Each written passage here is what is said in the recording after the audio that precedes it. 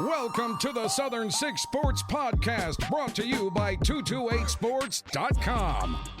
Now let's get in the game with your host, Bruce Thornton. And welcome back. We are back. Southern Six Sports Podcast, Season 3, Episode 1. We are live here in Pascagoula, Mississippi, recording this podcast today on Market Street here at the Clocked Out Sports Lounge. Bruce Thornton back again. Jamey Foster is letting me doing this again. I don't really know why, but he is here. I can ask him that, but he has decided that we can roll on with this thing. And then we're getting into football season, and we're going to talk some football today. We've got Bill Glenn here. We got Coach Lewis Sims, Coach Eric Denmark. We're going to talk some Pascagoula Resurrection football and high school football in general. But as I mentioned, Jamey Foster is here from 228 Sports to talk about what we're going to see from the 228 Sports team coming up this season. And Jamey, good to be back. Hey man, I am ready. I feel it in the air, as they say.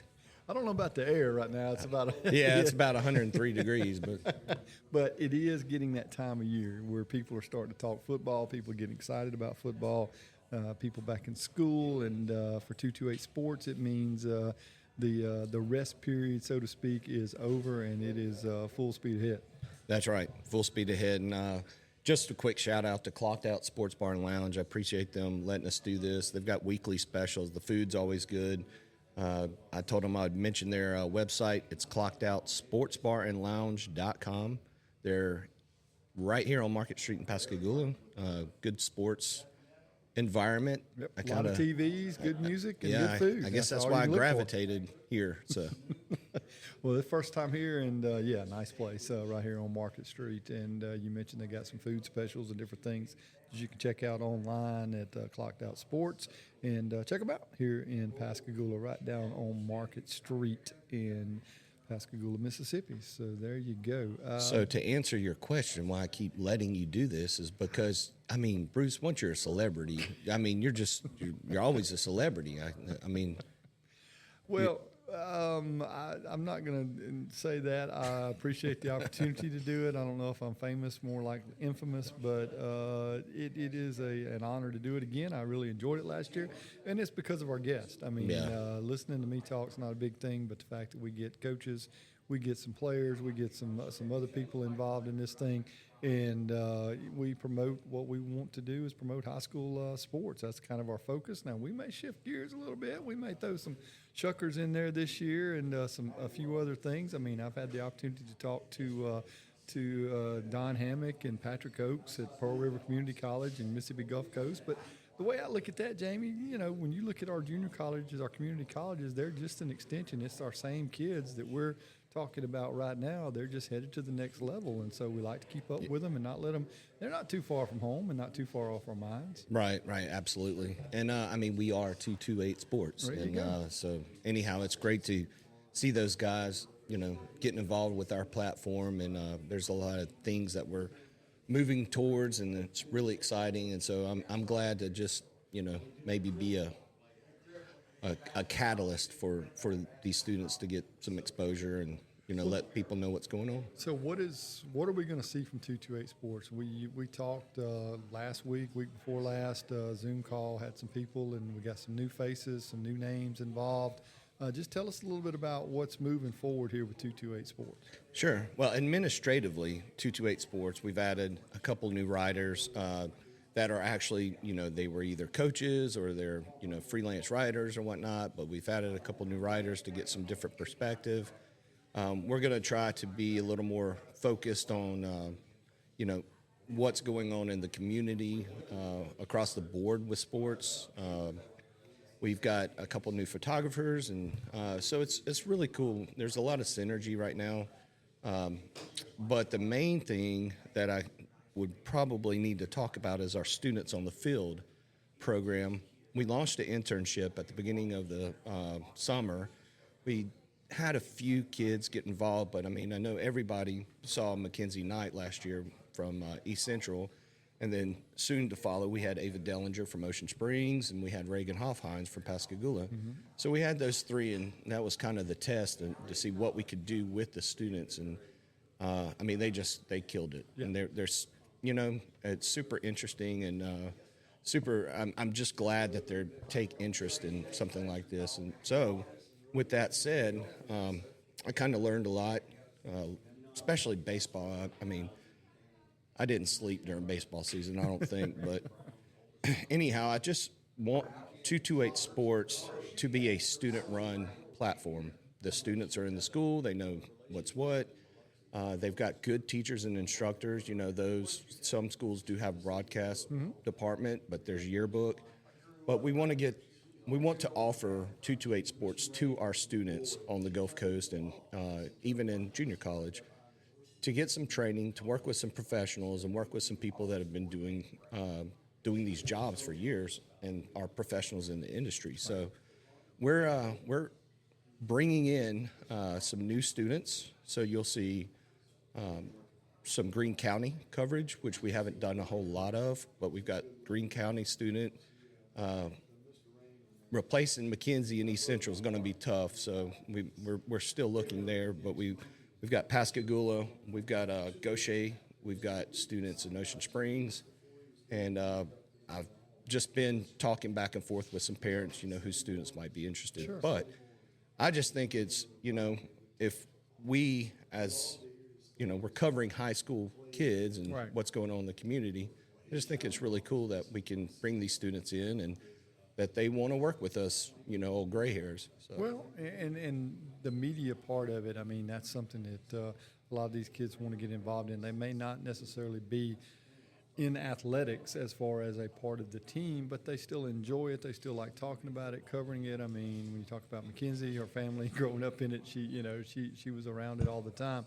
And did such an outstanding job and got so much coverage from across the coast last year for her reports and what she was able to do. And I've talked to Don Hammock, I've talked to Patrick Oakes at Mississippi Gulf Coast and Pearl River, and their media platform of what they want to build through their community colleges. They're looking for people to come in, and if you have, it's just like anything else involving high school. If you have that basic training involved in high school, then you go to that next level, and then you go to the next level, and then you wind up as a profession in it in some capacity, if that's what you choose to do. But at least it gets you a chance to see and find out, and That's that right. hasn't been available for kids. Now, they might get to college and say, hey, I'd like to, become a reporter, and I don't know how to do it, or I might like to do a news broadcast. I mean, that's obviously a profession that they have to continue to put people in, just like anything else. And to have that platform of, you can go two directions with it. You can say, hey, this is something I want to continue to pursue, or nah, it's really not what I thought it was. But the high school level is a great time to figure that out. Right. Well, and just, not the students are involved in the community. And I have to say thank you to some of our new sponsors that have come into the picture, because we're trying to cast this vision. And there's a reason I'm not a salesman, Bruce. So there's a reason I sit behind a computer and nobody ever sees me. But they're in the community, and they've got the ties to, everybody in the community. And so, these parents want to know what's out there for these students, and especially in 11th and 12th grade. I've got a daughter going into her senior year, and not sure what she wants to do, but at least we can offer something that these kids can get involved with, try out, and bring publicity to their programs and their schools. So, and you mentioned it, and you've reached out, and really, to me, through the high schools, you got to go through the journalism departments, the yearbook staffs. There are schools that produce multimedia. I know George County, and Gabby may be a reporter from George County this year that she'll be involved in. I forgot to say George County. And I know they've done, I do some stuff with some of their students through the radio station in Lucedale, and they broadcast put it out on YouTube, a YouTube broadcast, once a week or once a month, something like that. And so this is just kind of carrying on with that, because we saw the reports. I know last year, George County, through Bingo Media, they would do interviews and things, and you're just kind of trying to tie all that together into an avenue. You're not trying to steal people from other things, but just kind of, hey, let's put it all together and get it out there to more people. Yeah, well, I'm glad you brought that up, because that's another important thing to me, is that, I live in this community. I have a lot of friends in this community, a lot of colleagues, and so 228 Sports is just another platform. Right. However, we're trying to bridge the gap with people like Bingo Media and WXXV, LOX, just all these guys that are doing sports. I mean, if 228 Sports can be, something that kind of is just a resource, then I think that it's a good resource. And these kids can use this resource, and other media outlets can use it. And I think there's, like you say, there's power in numbers. No doubt. I mean, the days of having A.J. Jardina and Rodney Billingsley have to go to 20 different schools and get 5 minutes of clips and drive all over the coast on Friday night, not necessary anymore. You've got you've got people Boots that on the you ground. can bring in, and use that are going to be there anyway. As we talk about it, I mean, from a perspective, perfect example of 228 Sports of writing an article. Okay, I'm already at a George County game, so why not write the summary of it, and have it there, because I've got to be there covering it for radio, but I can come home on a Friday night or first thing Saturday morning and write it up and put it out there, and so we're not all over each other and using that avenue. But I think for the students, it is such a different experience to put them in that position of, hey, after the game, talk to these people, talk to the quarterback, talk to the coaches, and the coaches are doing a really good job. That's the one thing from my perspective. I've got to give them a lot of credit, because they have, from what I've seen, every one of these interviews, win or loss, they're very cordial. They're very, professional about what they do and the way they handle these things. And their kids have been as well. I've yet to see a bad experience from this. And that's kudos to those coaches of, hey, after the game, they got an interview, don't do anything to embarrass us and whatever, and because it's dangerous. You're giving a high school kid these students are going right here. These students are going to drive them to have media training in schools now. But I did have a few coaches there toward the end of baseball season texting me, "Hey, is somebody going to be here to interview me?" Sure. So yeah, I mean, like, and that's cool. And that is, and I thought they all handled it professionally and wonderfully. Because I know 5 minutes after a ball game, when you win, you're ready to talk to the world. When you lose, you're ready to get back to the field house or the dressing room or whatever. And but they always took the time out to be approachable and be professional in the way they handled that. And I don't see any reason why that's not going to continue, because the coaches across this area do a great job with that. And that's, you got to have both of them. You can't just be sitting there talking. There's got to be somebody to answer the questions. And those men and even those women, when you start talking about softball, volleyball, and different sports that they're involved in, they do a great job with that. So, yeah. When you talk about 228 Sports here, as we wrap up this first segment, again, in that Zoom meeting, we talked about some things about focusing on, with football in particular, games of the week, players of the week, spotlights, different things like that. Is that something that the listeners can check out online and see on a week-to-week basis from 228 Sports in the app? Yeah, absolutely. We're going to, try to, like I said, get focused in on, what content we put out. And we did get pretty scattered, but, hey, we had to be. All this is a learning experience for me especially, and I think that these students coming into the picture is going to teach us a lot. But we're working on trying to get like a regular game of the week, a preview, a wrap up, just kind of like what we were doing in a little more focused way than we were last year. But also, we want to talk about these kids and these coaches and do some spotlights. I mean, the feature stories that we've written have been well received. And so, besides just the game facts, these kids have stories, and these parents have stories, and there's a lot of kids on these teams down on the coast here that have been through some pretty cool stuff. Yeah. Well, some stuff. Let's just say they've been through some stuff. They've been through life at a very early age. Yeah, but then they press on and they find, sports is their outlet. Yeah. So why not support that if we can be just that positive voice in the sports world? And we're sitting here right now, at Clocked Out Sports, and every television in here is on the Olympics, and for the last week and for the remainder of the next week as this thing wraps up, that's what you've seen for that level. You've seen the stories of people overcoming things, dealing with life, and these are Olympic athletes. These are 20, 25-year-old athletes. These are not 15, 16-year-old kids, but it's still the same things that if you don't tell the story now, their likelihood of them becoming an Olympic athlete is not very great, and so, but there's still a story that needs to be told. Yeah, and I was born to be a storyteller.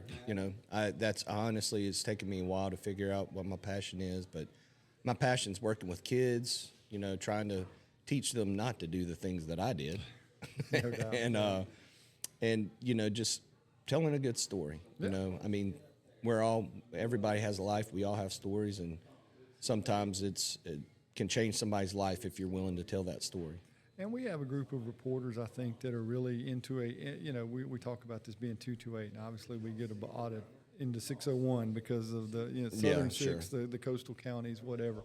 But we have guys that are really vested in those areas, guys that have been in Pearl River County covering those athletics, guys in Harrison County, people in Jackson County, obviously here, and and obviously I'm very vested in George County for 30-something years of my professional career, but it does lend you to kind of a familiarity with what these guys are writing about and who they're covering and those things, and I think you'll see that in some of these stories and things that are coming up. Yeah.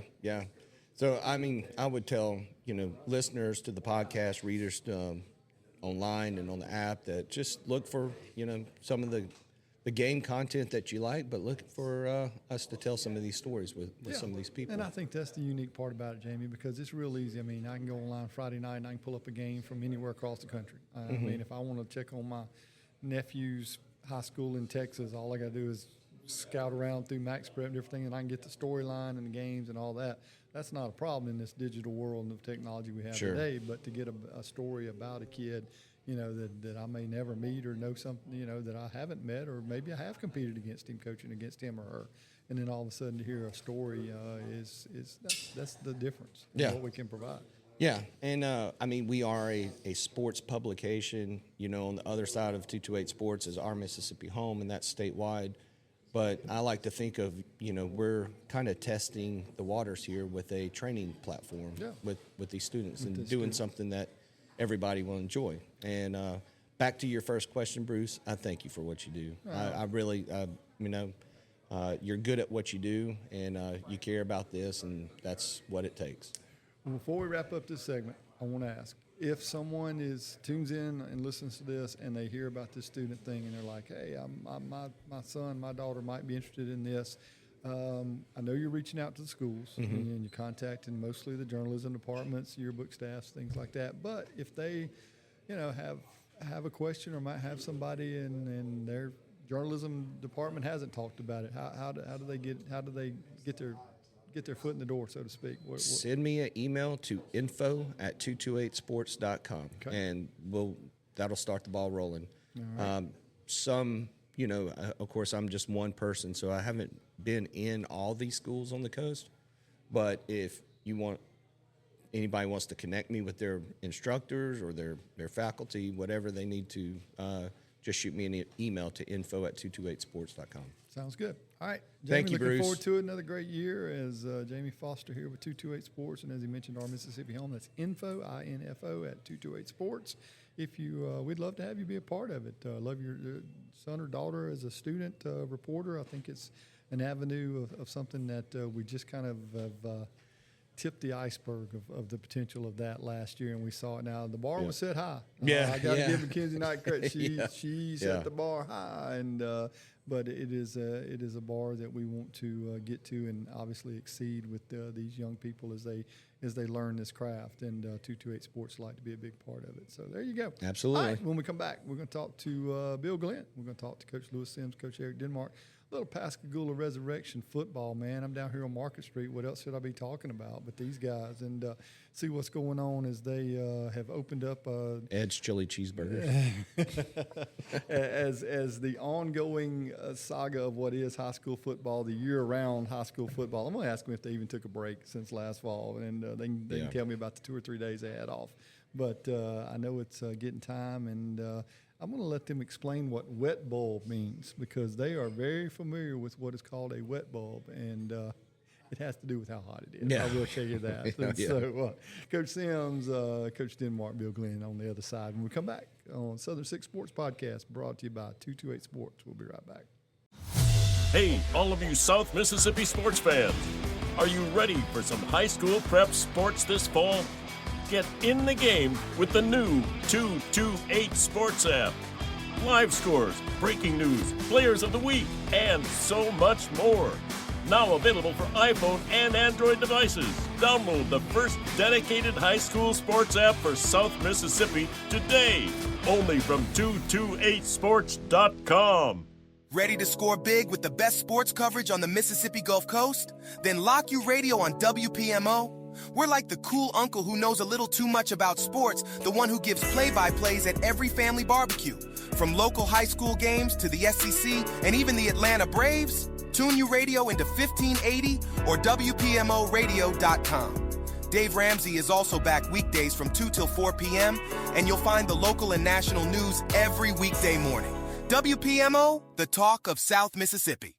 And welcome back, Southern Six Sports Podcast, Season 3 kickoff show from the Clocked Out Sports Lounge on Market Street, right here in Pascagoula, Mississippi. This segment also brought to you by Paw Paw's Camper City, and we are going to be headed over to Picayune. Man, that's a long drive from Lucedale, but I'm going to drive over there because we're going to do a show from over there. We're going to do one of these podcast episodes on site there, and obviously we'll be talking to Picayune and Poplarville, Pearl River Central, and all those guys. We may even get some of the Talking Ball, y'all's podcast crew in there, as I always like to talk to them as well. They got a lot of information. But since we're on Market Street right here in Pascagoula, we thought who better to talk to than the head coach of the Pascagoula Panthers, Lewis Sims, and the head coach of the Resurrection Eagles, Eric Denmark.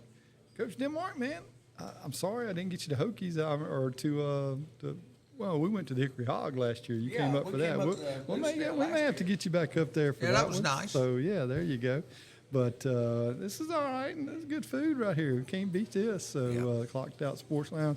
Coach Sim, are you now officially referred to as the Dean of High School Coaches of South Mississippi? I think, is that a title that you embrace?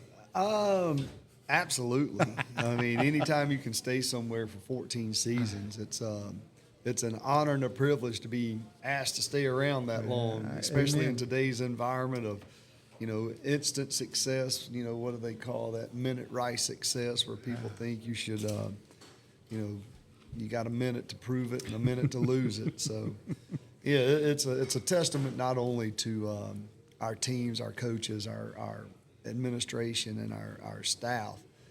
It's just the community itself embracing having that continuity. And if you look around to successful programs, they have that. They have that continuity. You look to Moss Point with Coach Miller and Coach Alexander. You look at Picayune with Coach Lee and then before him, Coach Triplett was there forever. So again, you look at successful programs, they tend to have continuity in their staff, and that creates a sense of security for those young men as they come up. And that's a tough thing to have, especially when you have the ups and downs that come with coaching. Yeah, you have every season it's a brand new team, and a lot of people forget that. And the talent levels are different, and you have people move in, you have people move out, and unlike most schools, we're here to play with who shows up on August the 5th. Oh, no doubt. Yeah, we don't. I don't think the transfer portal's quite made it to high school yet. I'm not going to say it won't at some point down the future, because I've seen a lot of changes with high school athletics that, and not all of them for the good. With that, but Coach Denmark, again, for you guys, talking to you and Coach Sims here at the same time. Two challenging aspects of programs. I mean, Coach Sims talks about the turnover and the change for you guys. Same kind of deal. I mean, you get a class of kids in there, and you kind of expect what's coming, and then you get some movement and different things like that. And for you guys, it's really a challenge because you don't have the bodies that most high schools around here have to start with. No, I have actually said that yesterday at school. That the state's wanting this Dragonfly to be finalized August 5th, which is Monday. I won't even know what kids are returning to our school until Tuesday.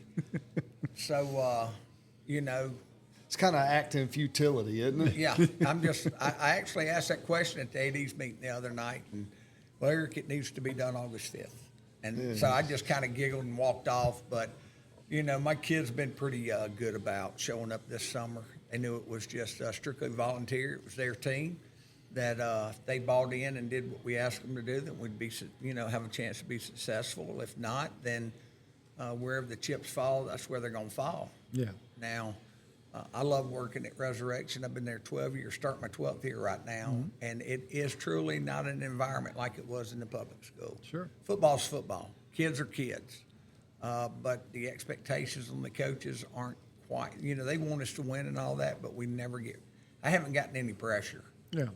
But the kids put out, they buy in, the staff, they support us, and well, we had a good for turnout. Resurrection, it's almost, and Coach Sims, I know you can kind of speak to this too. You're trying to create a culture, and longevity is a big part of that. Resurrection, there is a culture you understand going into a private school under that, with that, but there's still, you got to build it within your team, I think. Well, you got to build it, but you also have to instill it to the kids, because when they come from public school over, they have public school mentality. Sure.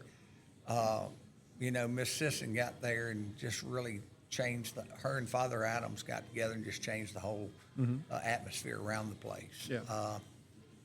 We had Mr. Pillinger, who's a lawyer in town, who's actually going to be my head basketball coach, and Coach Rivera with Rivera Realties. They came in and revamped the whole school. Appearances, that's the first impression on a young kid. And so far, we got some basketball kids moved in. We haven't gotten any football kids, but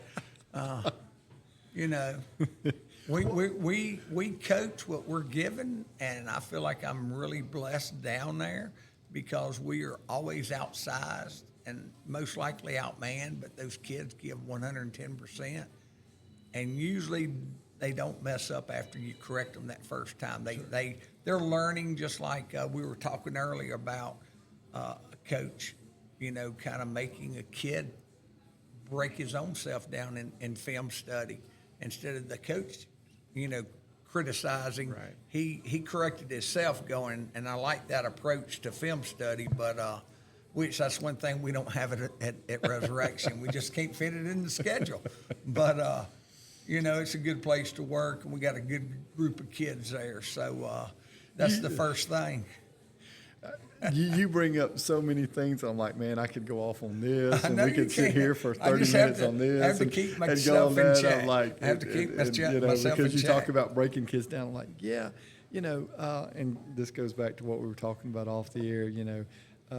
We're not paid to get you to come back next week to tell you save a little bit, and like these lessons and all this stuff that is so big now, and these gurus and stuff that get paid a lot of money. I appreciate the kids putting the extra work in, they got to, but I'm not getting paid to get you to come back next week, with some little more information. I'm giving you all I got right now, because you mentioned it, Coach Sam, the fact that an administration has the ability to not be a microwave reaction or a quick fix reaction of, hey, we got to make a change. We got, no, let's stay the course, because you mentioned all these coaches and you've been there for so long. And Coach, you mentioned 12 years at Resurrection. I'm thinking, Al Jones at George County, 10 years. I was there in the middle of that. There was no moving around of coaches. There was no, there was a core group of coaches that were there the entire time. And you go back and look at the record of it, and there's a reason why that was the most successful 10-year period that George County's ever had. No disrespect to Coach Gill and Coach Martin, who had a lot of the same qualities as well, but they never put together a run over the course of that time like Al did, and it was a lot of what you were talking about, an administration that allowed it, and there was a continuity there, there was a culture that was built there, and the success was on the field. Absolutely. Excuse me, but building that culture, having that expectation, having your kids understand that the coaches that they see are going to be there continually. And we've had some turnover on our staff, but we've also, I looked back the other day, and of all the coaches that have come through since 2011, we have 8 coaches that have matriculated from either playing in the program and coaching with us now, or guys that have coached in our middle school program and are now coaching with us at the high school level. And, you know, I grew up under Coach Alexander, and Coach Alexander was always big on promoting guys from within. And he really he focused on that because he prided himself in establishing a program from middle school through high school. Yeah. And having that continuity of coaches is big time. And so many people discount that. And there are a lot of guys, I'm just going to tell you, there's a lot of young coaches out there. They just want to come in and be high school cool right off the bat. But, you know, that's not the way many of us grew up. Yeah. I mean, you were Sprite guy, I was Sprite guy. That's you it. know, if you were Sprite guy, that means you were the rookie coach. You had to pack Sprites. You had to earn them. You had to earn the dues. You know. Yeah. And Pay you're your right. dues. They do. They come in and they want to be right at the top of a coordinator or head coach or whatever. And pay your dues and do that. But again, that's the world we live in, of that, you know, that microwave, everything quick, everything fast. As you head into this season, for you guys, we were talking about it. I mentioned it before we went to the break with Jamey, the heat bulb. Obviously, I was talking about the heat. And this and what this is, we hear this about the heat index and the heat advisory and all that stuff, and that's just another one of those things for you guys To worry about. Yeah, you know, you I gotta mean, check when it. you get ready and it's, you know, and you pull up on your phone, and right now you could not be on the field right now across the street Right. down the road here. It's on the practice field. 98.2 wet ball right now. It was 100.1 like 10 minutes ago. Yeah. When we first started, it was 101. Yeah, Basically. and that's that. There is no question there. You just don't get on the field at that point. You know? don't, but it's funny when Coach Denmark was coming along, when they walked uphill in the snow to school, they didn't walk care. back home And you didn't have water. Didn't have water, and we went barefooted in the snow. In the snow. Exactly. There you go. But you know, when you look at that, and then you look at a calendar, and you say, okay, this is August, as we're recording this on August 3rd.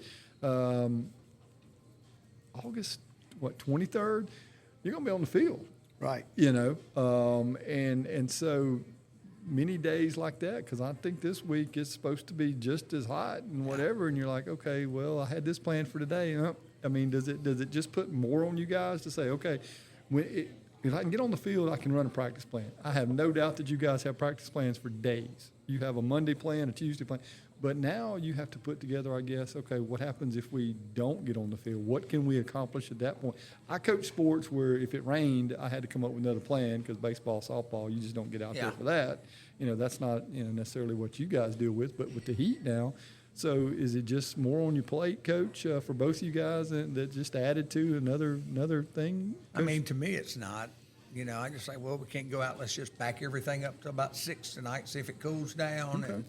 And, you know, thing for me, I live up in Helena, so I'm not going to drive home. So I have to, you know, sit down here for a couple. That gives me a chance to watch film. Sure. And all that. And the kids, if they're there, they'll come in my room and watch film.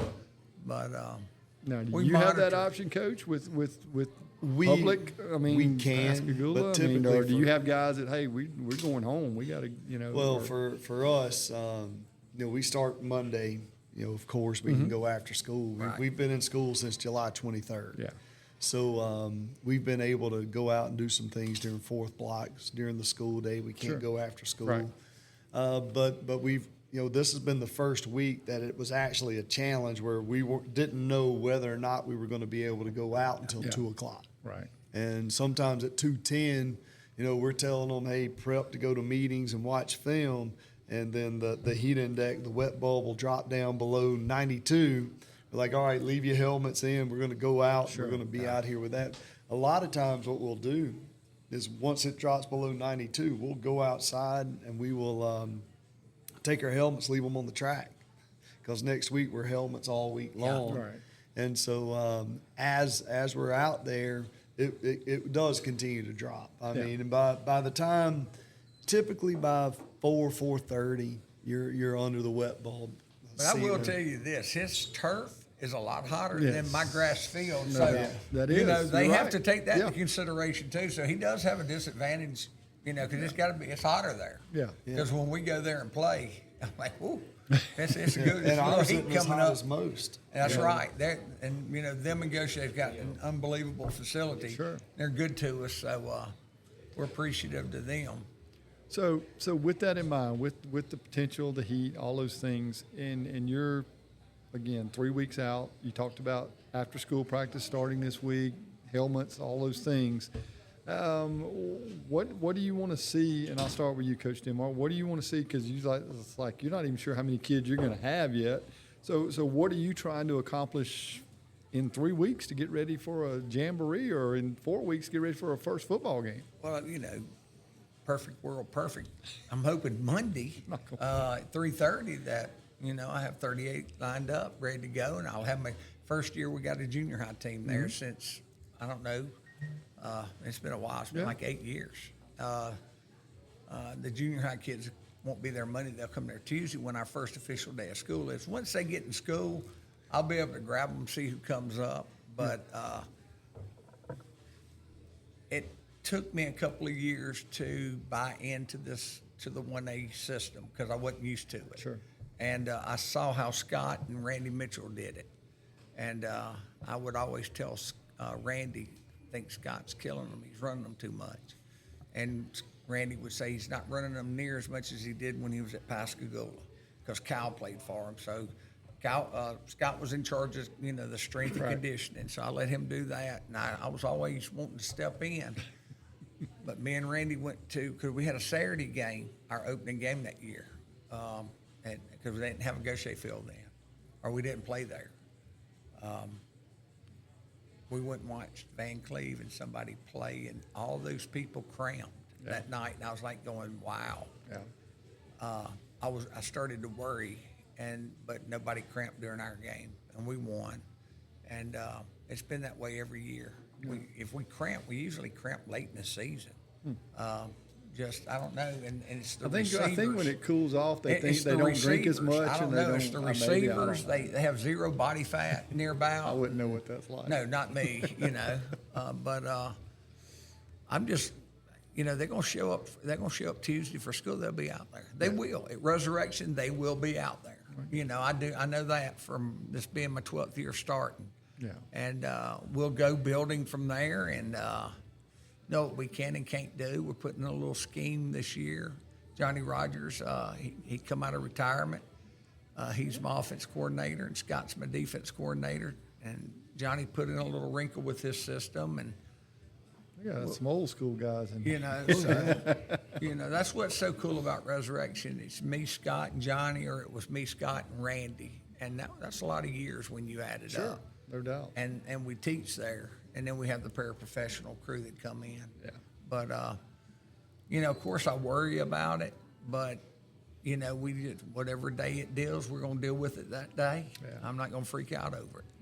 Coach Sims, let me ask you along the same lines. We 3 weeks jamboree, 4 weeks first game August 30th, but the way the schedule sets up now, 5-6 weeks more non-district games than district. So is that something learned from last year where, hey, we got a little more time to get to where we need to be maybe, and is that something that now plays into your plan moving forward the next couple of weeks?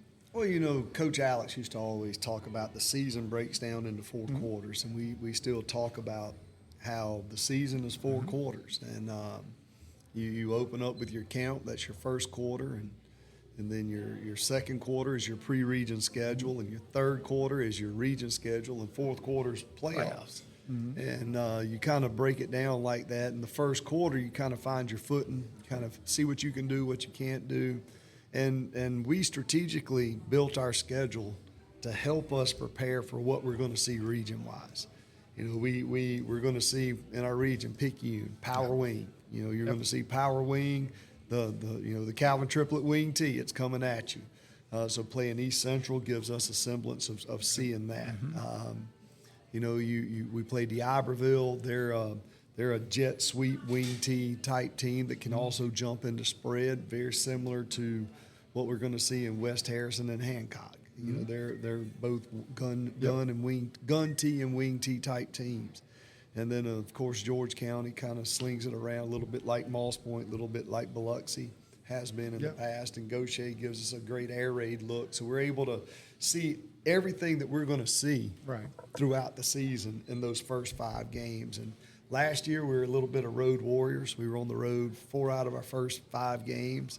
Then we ended with 3 of our last 5 at home, and we just flipped that this year. 4 of our first 5 are at home, and then we travel for 3 of our last 5. But so it's really, for you with that schedule, you're looking at it, and I'm thinking from the coach's perspective. Okay, this non-district schedule, we got to be ready to go and take advantage of this early schedule and stack up some wins in War Memorial Stadium, right? I mean, best case scenario, that's the hope. Hope, I think. Just go out and compete and learn what you can and can't do. I mean, you want to win them all, and that's the goal. Yeah, I'm just saying, but whether you win the district, but make sure when you start district, because we start at home with so much, let's be at our peak, or not our peak, but let's be playing some good football. You want to play good football going into the open week. Right.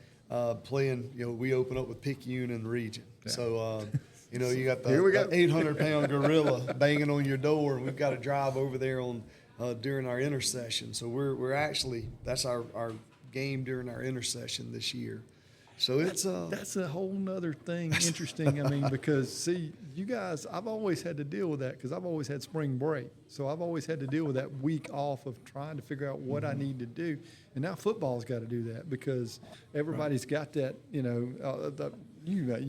I know. You communicate early and often. When we Right. looked at it, we talked to several school districts that were doing the flex schedule. And one of the big things they said was communicate early and often. Sure. Well, our kids know I give them a calendar before spring starts that takes us from April through December. Here's when we're practicing. Here's when we expect you to be here. And, during that intercession, we give them off from Wednesday at noon until Monday morning, 8 a.m., the week of Picayune. So we give them a good 3.5, 4 days off so that they do have a semblance of a break. And if they want to go off with their families, they can make. I'm a planner. I mean, I plan things 6, 8, 12 months in advance. And if there are other people that plan like that, they can use that calendar and know when we're going to be here. And the expectation is you're either here by 8 a.m. that Monday before Picayune, or I take your stuff. Yeah. I mean, it's non-negotiable. That's where it's got to be. I mean, from that standpoint, it's got to be. There is no seeing that. It's this or that. And I made this comment last week when we were meeting with some of our softball players. That's like, you don't understand, players. You're the ones that make you determine a lot of what we do. If you're not here, then this is going to happen. If you show up, then this is going to happen. And that's the perfect example of it right there. I mean, you know in advance, and don't schedule that trip to Disney World that week, or make sure you're back or whatever. Or schedule it to leave on Wednesday at noon. That's it. And so, it's for you guys at Reservation Coach. One more question. I know we're kind of up against them here, but I can sit here and talk all day. For you guys, non-district, the challenge is, how do you find teams that aren't? I mean, you open with Bay, you open with a 4A. Well, but we talked about this last year. I think when they see that 1A by at first, I think when they saw that 1A, they jumped on us, and then they saw how we played, and they're like, uh-oh. Because, we opened up with Bay last year, and we beat them, and I think everybody, in the back of my mind, I said, okay, if we lose, might be a loss, but let's get out there and compete. Yeah. Let's get out there where we can see where we need, what we did good and what we did negative, where we can correct it. Sure. That's where I went in with the game, thinking that. Because I remember the year that, Scott, I don't know if it was 214, because 215 we made it to state, undefeated until that last game, but I think it was the 214 where we opened up 0-4. Oh boy, everybody was getting on me and Scott and Randy. And we walked through district and went all the way to South State, got knocked out at South State, should have won South State. Now, for some reason, we just can't beat them. They've knocked us out 3 times in South State and 1 time in the playoffs. But, it gets us ready for district because we're going to get a schedule that's going to hold us accountable, that's going to make us better. 4 or 5A Presbyterian Christian, they say it's like a 7A in the comparison, they'd be like a 6 or 7A in public school. That's a private school, which I learned I've learned, they're a very good school. Richton and Mount Olive used to be in our district, and we always played good football with them. And they moved out of our district. I think some of them jumped up to 2A. I think Mount Olive still 1A. They went to the north, maybe, I don't know, but they jumped up a district. I didn't know there was any other 1A school like South. I thought when you said that, man, I'm telling you, have to travel north of Jackson to play South teams. We got to go to, Salem's about a 4-hour trip. Yeah. East Marion's a good 3.5. But by our district, we're tuned in and ready. God willing, no injuries happen. That's what I was going to say. That's got to be a concern too. First group, pretty solid. Need a few linemen, need a good running back to move in, and we're doing something. Anybody's out there listening? Oh yeah, need to move in. Yeah, move on in, buddy. We have an 8th grade quarterback starting, Cortez King. I did worry about that at first, just not physically. Physically, the kid can compete with anybody. Sure. I was just worried about the mental aspect of it. He just made 14, going into 8th grade. I taught him. He's a great kid in class, great kid out there on the football field, good leader. But, being an 8th grader, you don't know till you get the pads on. No doubt. And they're coming off the ends. And let's see. But I have a core lineman coming back. All my linemen are starters coming back except my center. But Dylan Callahan moved, stepped in. He's doing a fantastic job. And Aaron Moore is going to be my left guard. He took Eli Coates' place. Eli graduated. Aaron's deal was last year he just couldn't remember the complete playbook, but this year he's got it down. So he can play with anybody right now. He's a very strong kid, good young man. Yeah. And Coach Sims, you guys. Let me get my pen out so I can write down and take notes on all these guys you're going to tell me about. No, I'm just kidding. Get them to Coach Ray, but. High expectations. It's. We've got a great core. You got a good group coming back. Got a really good group of experienced guys coming back. Starts on defense, of course, for us with Jalen Parnell at linebacker, Jared Loper at linebacker. Our 2 leading tacklers are back. That's 200 tackles right there. Yeah. At safety, we got Tylen Wilson, who just got the offer from Alabama last week. Just an incredible kid, incredible athlete, just a super teammate. He's 6'4", 175 pounds, and just patrolling back there. Sebastian Ford's coming back up front. Dustin Franklin's going to be up on front for us as well. Wyatt Henderson's back playing defensive end, outside linebacker for us. So we've got some guys that have had some experience coming back defensively. Defensive back-wise, we have couple of guys that have joined us. Some guys came out from the basketball team that are really giving us some depth and really improving. They haven't played in a while, but they've shaken the rust off and doing a really good job for us. And out there we've got Ariane Harvey as well as Tamario Johnson. They're out there coming back. We got Xavier Kennedy playing one corner. We have what's his name? I call him Beetlejuice, but that's not his real name. You get like me, you give them a nickname. I forget their real name. You forget it, but Caden Street. Yeah. Caden Street. He's got George County roots up there, and the Streets do, and he's just a heck of a young guy playing for us. And then Jamarlin Montgomery's playing safety for us as well. And then Lavelle Adams, first time he's played since 8th grade. He comes out. Kids tell us he's the fastest guy in the school, and I've seen it. He's about 6'1", about 175 pounds, and can fly. And he's just been really good for us as he's come out. And then, then there's a ton of other guys that have stepped up. Chandler Combs stepping up at linebacker has been good for us as well. But then, and that's not counting young guys. Sure. We got a ton of young guys that well, that's the depth that you'll hope to develop or have developed, and look for them to get some significant time on Friday nights and everything. And then so that's offensively, you come back. You got Silas Corder. Back. Silas, he just committed to Southern Miss. 3-year starter at quarterback, threw for almost 2,000 yards last year, and knows the offense like the back of his hand, and plays with really good technique. Makes up for what may be some deficiencies by being such a hard worker and studier of film. He's a competitor. And he competes. He competes every single play. And he's harder on himself than any coach could ever be. And he takes criticism well. He grows from it. And he's coachable. And that's the number one thing. If you've got a coachable kid, they're going to continue to get better. No doubt. In the backfield, we got Amari Jackson. He's playing a returning running back for us. He's going to play some corner as well. He's really good on the offensive and defensive sides of the ball. Wide receivers, we got Duke Carter as well as DJ Nunnery on the outside. Chris Campbell playing slot receiver. We also have Jacobian May. Hopefully we're going to get him back soon. And he's going to be one of our slots as well. And then up front, our offensive line is going to be anchored by Christopher Taylor. He's our lone returning starter up front.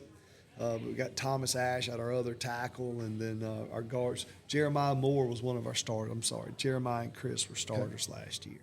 And then, the center position's up for grabs right now. We've got a couple of guys, Bryson Moy and Julian Bolton are battling it out at that position. And then the other guards, Tyler Schoon is holding on for dear life with Jonathan Deese pushing him every step of the way along with Darion Allen. So we got some guys that are pushing and looking to get out there and make some plays. LaDarian Pickett is another receiver for us that we love Day. We love how he gets out and competes every day and just continues to get better. And just for us, it's can we stay healthy? Can we, develop the mentality we're going to need to make it through our region to earn a playoff game, hopefully a home playoff game, and then from there, what happens in the 6A playoffs. The first round is tough. It's hard. Last year we played Hattiesburg 7-6. Hattiesburg's probably the most talented team coming back in the South. Yeah. Yep. And they've had some move-ins to make them that much tougher. And then you back that up within the second round. If you're lucky enough to win a first-round game, you match up with West Jones, Picayune, Hattiesburg, one of those guys. And it's going to be George County's in that mix. George County's got the best quarterback in the state. They got some of the best receivers in the state.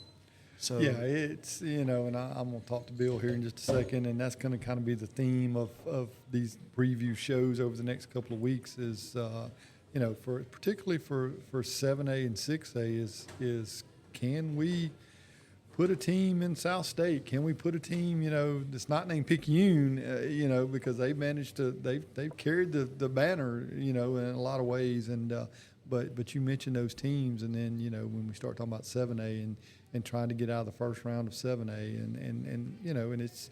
And even 5A with East Central Van Cleve, that district, I think Wayne County Law. Well, that's what I'm saying. Yeah. That's what I'm saying. Their district is north loaded, because those are two teams that could, for the rest of us, would be a Region 3, but they're in their region. And but yeah, you're kind of looking uphill in that, and so I think that's kind of an overall theme for this area is okay. Let's get to the second week of November and let's see if we can win some games. Right.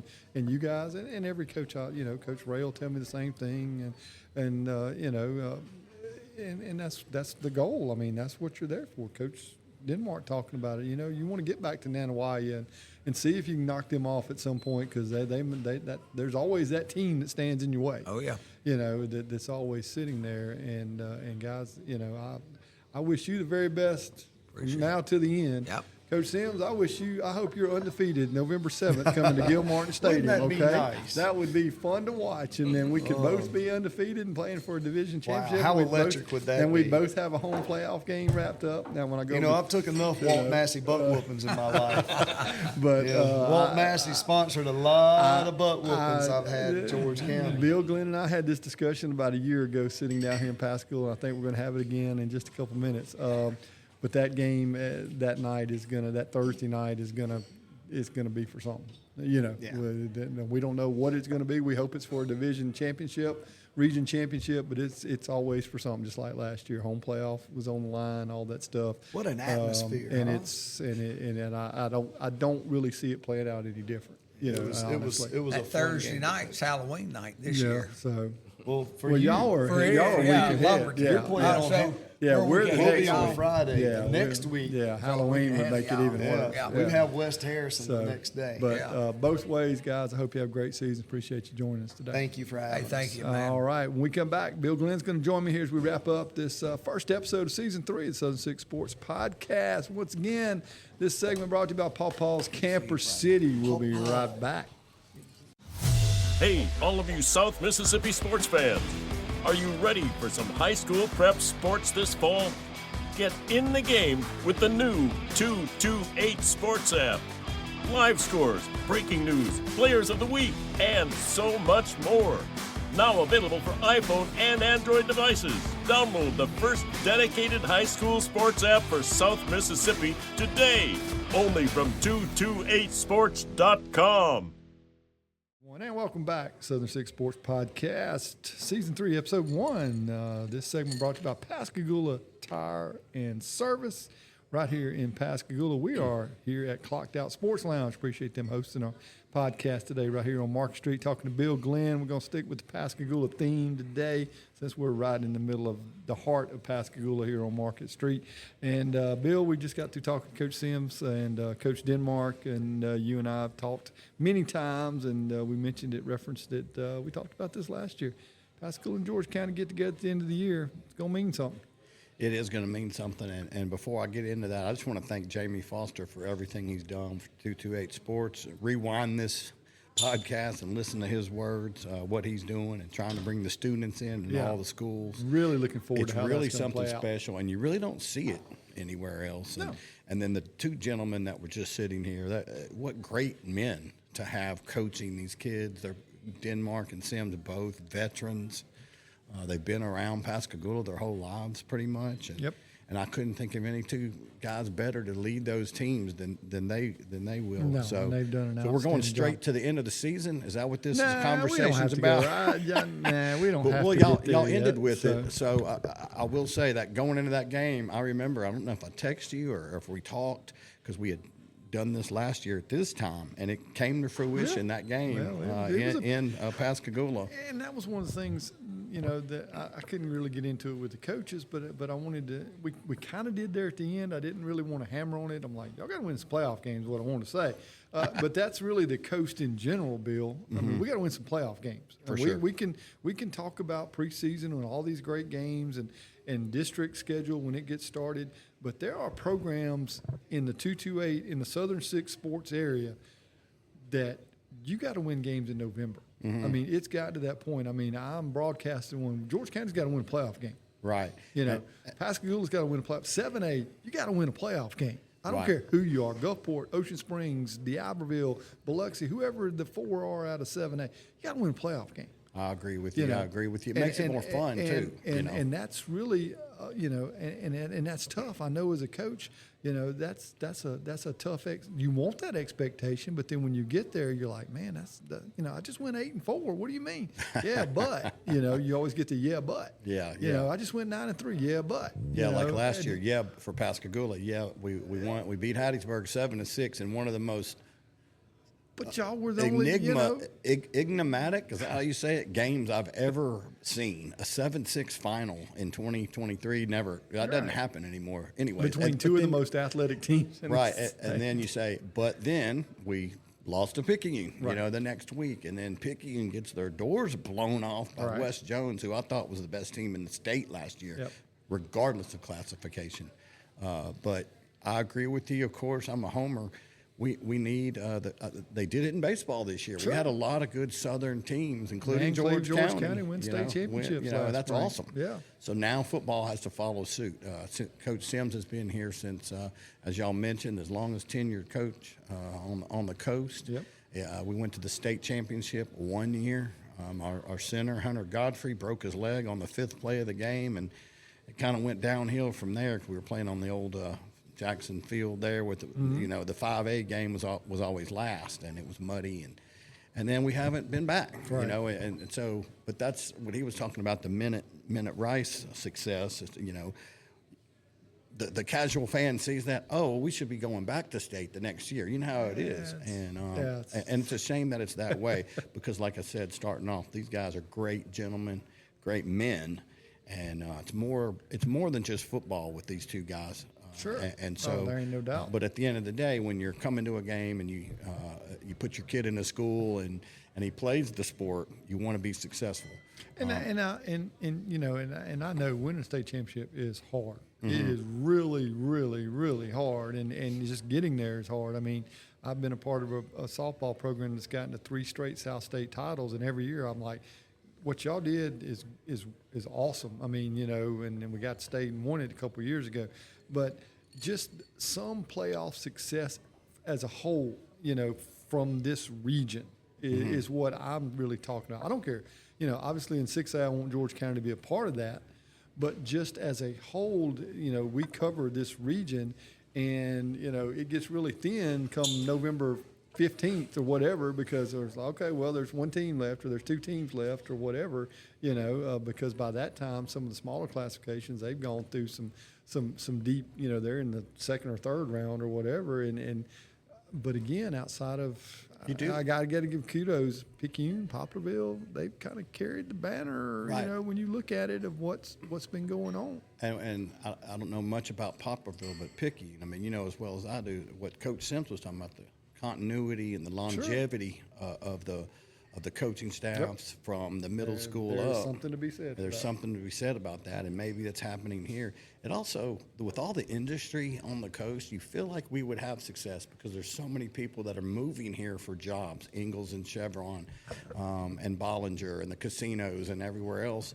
You figure, people that have talented kids, hey, I can get a job down there. Let's come down and work, and our kid will play football at one of these good schools. So, and when you look at it, Bill, I know you focus on Pascagoula, and I'm focused on George County. But if I'm going to, over the next couple of weeks on this podcast, last year me and Jeremy Forehand talked about 7A, and you and I talked about 6A, and Nick D'Angelo joined me and talked about 5A, and some of these guys, and we're going to be over at Paw Paw's Camper City over there, talking to Picayune and Poplarville and those guys over there on that side. But when I look at it and I start going down the regions in 7A, 6A, 5A, down to 4A, I'm like, okay, I'm not going to get away from saying, okay, 7A, somebody's got to beat Gulfport, somebody's got to beat Ocean Springs. Mm-hmm.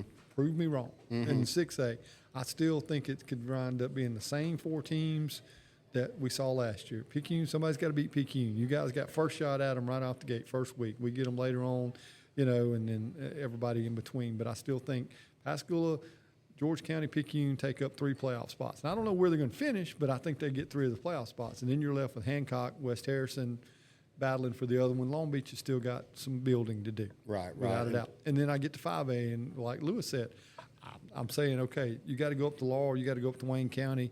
You give them 2 a playoff spot, and then everybody else fights for the other 2. Mm-hmm. And then in 4A, I'm always going to start with Poplarville until something proves me different. And we kind of see that becoming the pattern, Well, and when who's going to be the surprise team to change that in some ways? Well, it's harder to do that when you have the new districts that we have. Right. I think, especially in ours, you just mentioned, I think our 3 schools for the next however long we have this district are going to be the 3 that are making the playoffs because we have traditional success in our programs. And, is West Harrison going to sneak in there? You always think so, but at the end of the day, they may or may not. I mean, they had a better team last year for sure. But it is so tough to keep that. And so I've complained about the way I don't think Mississippi needed a 7A, so to speak, and now we only have 6 teams in the district, so 4 of them make the playoffs. Right. So it's more than just making the playoffs, though. It's like you said, can we get to that? Sure. I think it's success even if you just make the South State championship. If you make that, then if the Southern team makes that, or a coastal team makes that, then I think it's a good success. But you're looking because at it's the same way. Because when I say 7A, okay, then I'm going to say, all right, then you got to beat Brandon, Oak Grove, and then pick your other 2. I don't care, Pebble, Meridian, whoever. Just put your other 2. But you got to be 2 or 3 of those teams are going to be really good. Right. And then in 6A, you might as well go ahead and put West Jones in there. For sure. You might as well go ahead and put Hattiesburg in there. And then Terry came to George County and kicked our tail last year as the 3 seed, I remember that. And they were eye-opening. They only lost to West Jones 7-6, and you just told me you thought West Jones was the best team you saw or in the state last year. Regardless, That was their They closest beat Terry 7-6. That's amazing. Because they had a really good year. Right. Their point differential was insane. Their and defense. then 5A, you get a little more muddled. I think the teams come out of the north there when you start talking about teams, and then 4A.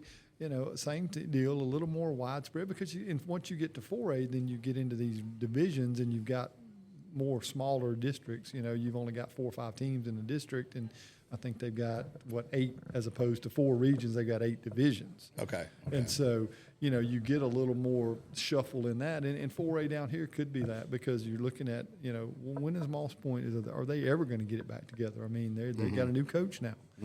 Because he left and went back over to Poplarville. Right. Well, why wouldn't he? Poplarville's been the premier program. What Moss Point used to be, and used to be is getting farther and farther back, Bill. I don't know if you saw the story. They're doing their Hall of Fame this year, though. Yeah. Hall of Fame class. I saw that. Awesome. Yep. Class. I think Claude Passo's going in there. That's right. He is. So from Moss Point.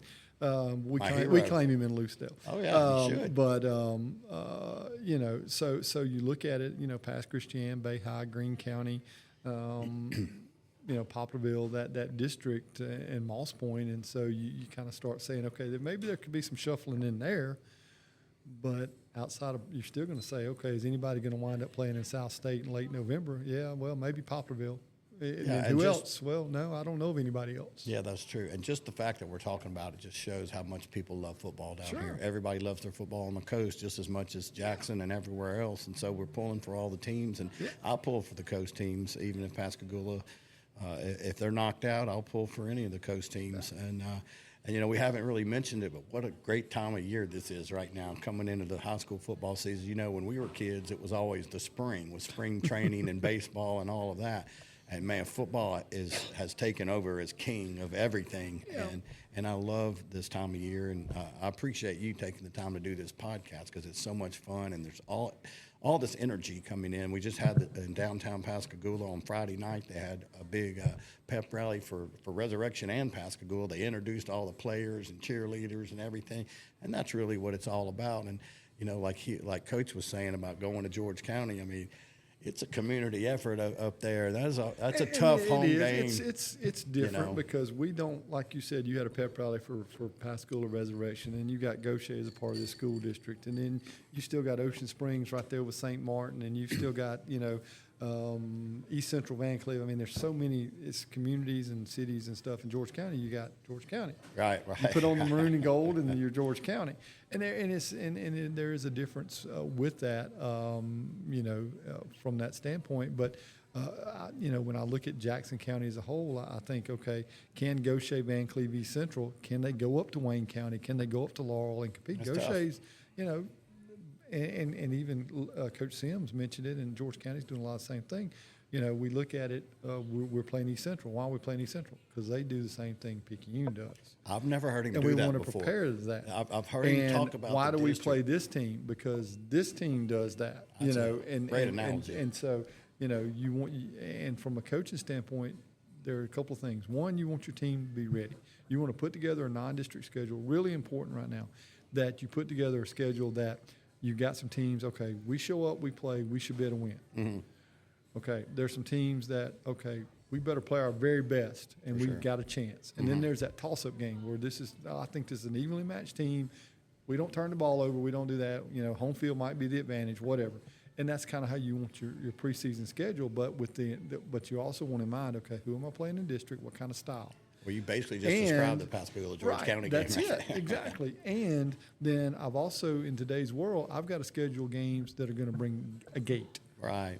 Because I've got to make money off of this. So I'm going to go play, if I'm George County, and Coach Sims mentioned, I'm going to go play East Central. East Central's 20 miles down the road. Their community supports their athletics. They're going to show up.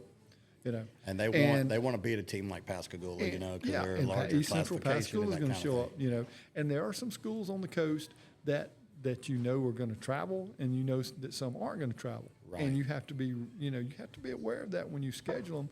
But again, if I'm sitting there saying, okay, I got to beat Picayune, then it does me no good to go play a spread air raid offense for 6 weeks to get ready for Picayune. That would do Coach Sims no good knowing his first district game is Picayune. I better play somebody that runs the football. I better play somebody that's physical because it's like I say, it's kind of a pretest to get ready for the big one. Right. He kind of proved why he's the longest tenured coach. I mean, he plans out 12 months in advance, and he's got his mind on a team that compares to George County, a team that compares to Picayune. And you got to. We get, we play Moss Point and Gaucher every year. Those are automatic big gates, no matter where you're playing. Exactly. Those are rival games. We play the Singing River Trophy, and of course the Battle of the Cats with Moss Point, which we'll open with them. We used to end with them every year. And I kind of like when we used to move the 6A. A lot of times it was George County and Pascagoula swapping out 5A and 6A, so your schedule changed all the time. I kind of like keeping a good schedule, and I kind of like the Pascagoula George County game being the last game of the year. It makes for great entertainment, and I think it's going to be the exact like you said. No matter, let's say Pascagoula wins every game, and y'all win every game, that would be awesome. But even if we both lost to Picayune or something, then that's a game. That's a game for second place. Yep. And the people that went to those schools and love those schools, they come and bring their family and they root them on, and it's awesome, and that's going to be a good way to end the year again. I'm looking forward to starting another year. So I know you and I talk down the road. Sir. We'll cross paths many times, but radio again. What's your Friday night gonna look like? We're still on 97.1. This will be. I think what did I say last year? My 25th. I've been doing it since '99. So whatever that adds up to. Me and Tommy Dorsey are going to go through it again on 97.1. Okay. And we appreciate Noah Britt and everything he does and bringing the games to the community. And it's, as well as I do, it's one of the most fun things I do in my life, really. It's a prideful thing, and I've been doing it long enough where our linebacker called a game when his dad was a senior, so that's what it's turned into now. That's it. It makes it fun. I enjoy going and seeing all the same faces that you see every year, and I look forward to that Moss Point game. We host this year, the Moss Point game, so it was funny when you were talking about the heat and everything. Last year, we had 2 heat timeouts in the Moss Point game, and it drug on so long because of that. And I said it on the radio last year. Do you think these coaches aren't giving their players a drink like during our own timeout? Do we really need another timeout just to get a drink of water? I mean, they're coming in and off the field. A coach would be dumb not to keep his players hydrated, and they force it on you. I don't mind maybe one, but having 2 heat timeouts in that Moss Point game, that was one of the we got hot because we were in the bleachers, but I understand it's safety issues. I hope that by the end of the month it does cool off a little bit, and we'll be good. And yes, sir. So 97.1 with the Pascagoula Radio Network, and check billing them out every Friday night down this way. And WPMO. WPMO. That's it. And Bill, then you can read about the recap on 228 Sports, I guess. That's right. That's right. Well, I appreciate it, and I know we'll talk again soon. Thank you, Bruce. I always love doing this. It was a lot of fun. I thank all of everybody that's been here today, Jamey Foster, Bill Glenn, Lewis Sims, Eric Denmark. Looking forward to the year. Like I said, we're going to get over to Paw Paw's Camper City in the next week or so look for that podcast, and we're looking forward to that, talking to those guys over in Pearl River County, Picayune, Poplarville, who else we get over there, Pearl River Central, all of those guys, and just looking forward to another great year of high school football. Hey, don't forget, we cover volleyball too. I got had the big tournament last week and this past weekend in Jackson, so we'll get a write-up of that coming up on the 228 Sports app, and you can download that and check out all the articles and everything. We've got a great staff that Jamey has put together. Looking forward to that, and we're really looking forward to those reports on Friday night from our student reporters. So all that coming up as we start the 2024-2025 school year is here, and 228 Sports has got it covered, man. I appreciate you guys. This has been episode 1, season 3 of Southern Six Sports Podcast, brought to you by 228 Sports. Man, I appreciate you guys tuning in. Coach Bruce Thornton, I will see you again next week.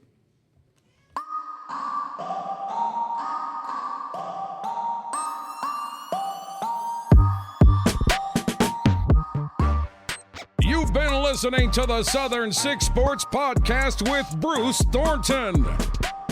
Stay in the game with 228sports.com. The Southern Six Sports Podcast is produced weekly by 228sports.com. All content and interviews are copyright of 228 Sports LLC. Contact us on the web for more information.